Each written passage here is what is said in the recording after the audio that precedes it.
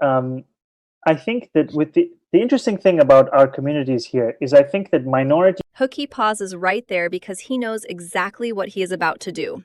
He is about to lump millions of unique individuals into one single political bucket.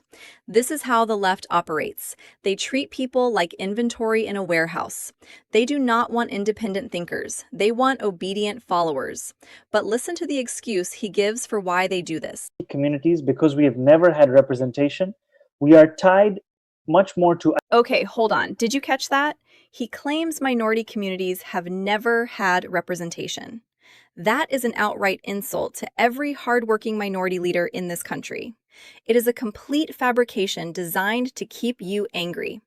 But to the radical left, you are not an individual. You are just a demographic category.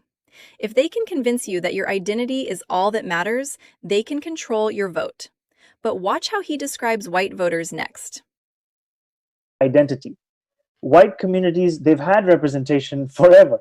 And so for them, their tie is a little less identity and a little more ideology. There it is. He actually said white communities have had representation forever. Therefore, they vote based on ideology instead of identity. This is exactly how Marxist politicians operate. They pit Americans against each other based on skin color. They are absolutely terrified of a united American working class. It is like a corrupt referee rigging a game before the players even take the field. They want you focused on your neighbor instead of looking at their disastrous policies. And speaking of those policies, wait until you hear how they push them.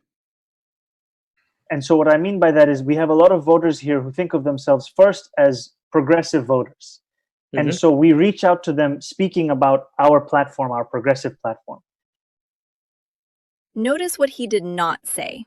He never mentions fixing the economy, securing the border, or lowering your taxes.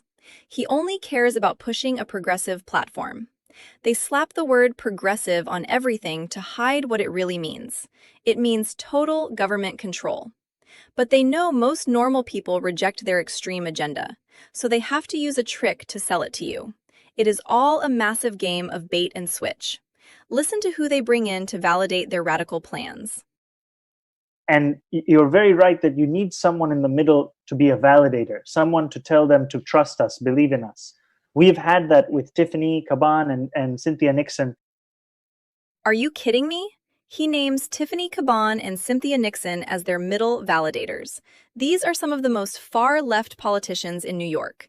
If those two are in the middle, then the rest of their platform must be completely off the cliff. They want you to trust them. They want you to believe in them. But they just confessed their whole playbook. And the most shocking part was exactly how they view different races. Watch this closely. Identity. White communities, they've had representation forever. Tell me I am wrong in the comments, but Americans are waking up to this scam.